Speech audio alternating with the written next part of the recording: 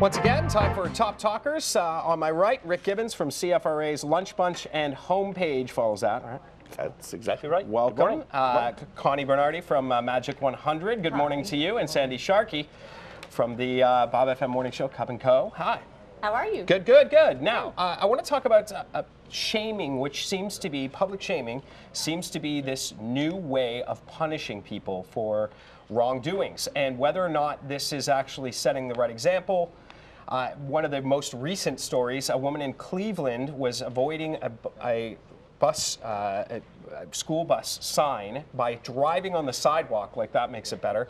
Anyway, she was caught on video and was punished by the judge who decided that she would hold a sign up that would say that only an idiot would avoid the bus by going on the sidewalk. So there she is, and she'll have to hold that sign for an hour for a couple of days. There she is driving on the sidewalk. I mean, what are you thinking? Driving on the sidewalk, is that a bad thing? Yeah, I think it is, actually. So anyway, on the video, she gets busted, and that's the punishment. Is that an appropriate punishment, do you think, Rick?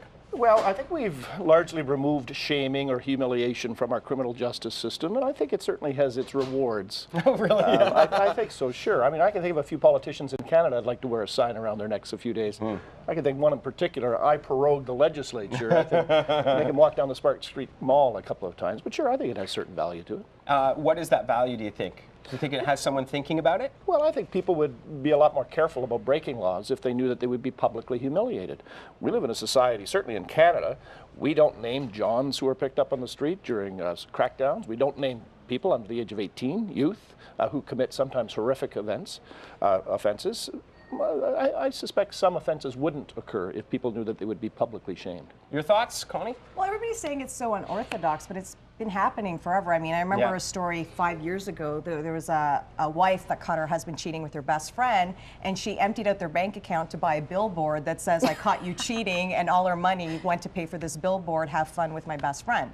So, I mean, it's not, it got the point across, and everybody, there's a lot of comments that, it embarrasses people. Well, I mean, it drives the point across, and if they've done something, I'm for it. I do it. Pro-shaming. Yeah, Sandy, if you were to make a mistake of some sort that was, obvious, never would happen. However, would that be a bigger deterrent than, let's say, public service time, or?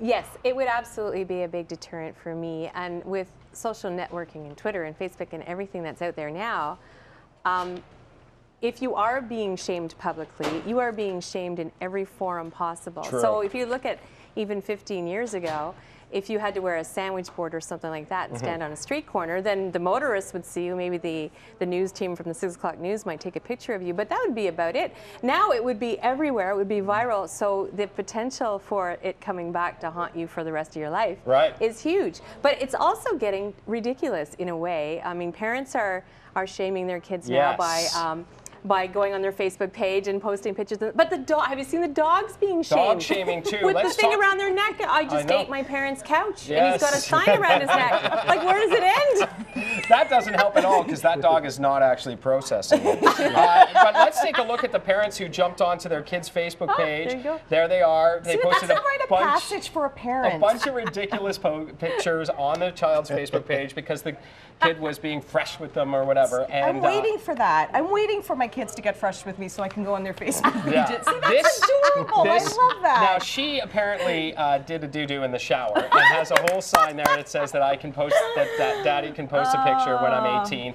That's coming back to haunt. That's the thing. Like, kids live, it's a different world for them online, I think, and that your whole identity is on there. Is that too lasting? Is this bullying by parents, or is it good fun? No, I think it's a rite of passage for parents to be able to do. I'm so excited about being able to do that down the line, because we're going to make great pictures for when they get married. You just post that. No, I don't think it is. You know what?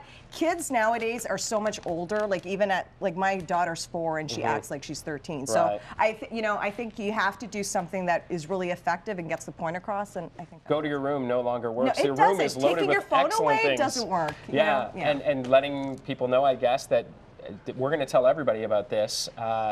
drives home maybe the emotion of shame. Well, I worry a little bit about when it's applied to kids. Right. Because some parents may think it's funny, other parents may not do it. And the kids whose parents have a sense of humor are condemned for that because they will be the ones teased at school if they go overboard. And sometimes I think what parents think is funny is not really funny for kids. Right, because their world is so small, right? Everything's under a microscope in high school, especially.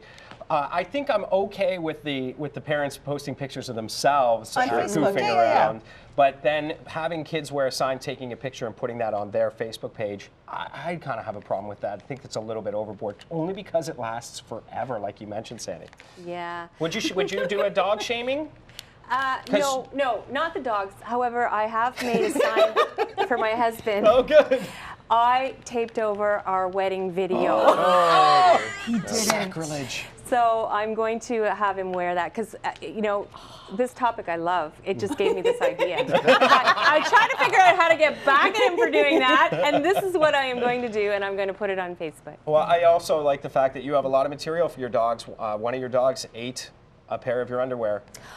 It happens. Swallowed it whole, then pooped it out. But then I just put it in the wash. I know. She didn't throw them out. It's on. It's on. That's a whole nother segment. I'm not sure what the sign says. I think Sandy might have just shamed herself right here on the show. I'm wearing them right now.